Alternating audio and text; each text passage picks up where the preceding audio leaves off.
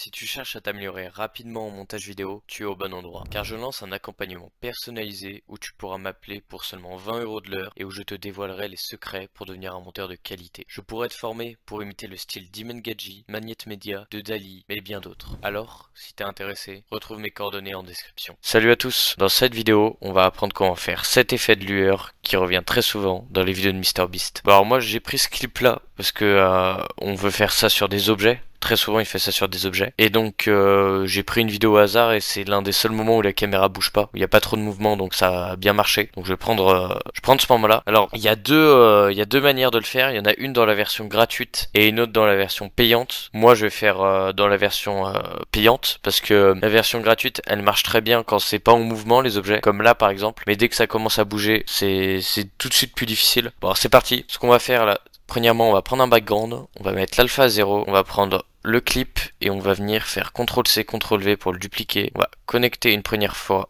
ça au background et le deuxième clip au background et on connecte au media out. En fait, ce qu'on veut pour faire cet effet, c'est isoler la boîte, donc isoler l'objet en question du reste de la vidéo. Donc pour ça, vous allez venir chercher masque magique qui vous sert en fait à détourer automatiquement quelque chose en particulier. Donc là, vous mettez bien masque magique dans le viewer si vous ne voyez pas ce que vous faites. Et là, moi, je vais sélectionner cette boîte. Donc essayez d'être le plus précis possible, mais normalement, là, c'est quand même bien visible par rapport au background. Donc l'IA devrait comprendre, vous voyez. Ensuite, là autour, on voit qu'il y a des trucs qui restent. Donc pour enlever ça, dans mode de trait, ici vous allez dans soustraire. Et là, voilà, mettez un trait rouge sur ce qui doit pas apparaître. Et ensuite, on vient chercher meilleure qualité. Là, vous voyez, par exemple, il y a encore quelque chose, donc on enlève. Et là, par exemple, peut-être qu'on a envie que la boîte, elle soit complète. Donc, on peut rajouter un trait. Et là, voilà, parfait. Maintenant, on veut que ça soit, pendant toute la vidéo, que ça soit traqué. Donc, pour ça, vous allez venir cliquer sur cette flèche-là. Et là, vous voyez qu'il y a un tracking qui est fait jusqu'à la dernière frame. Maintenant, on peut revenir ici dans le Media Out. Et là, on voit que rien n'a changé.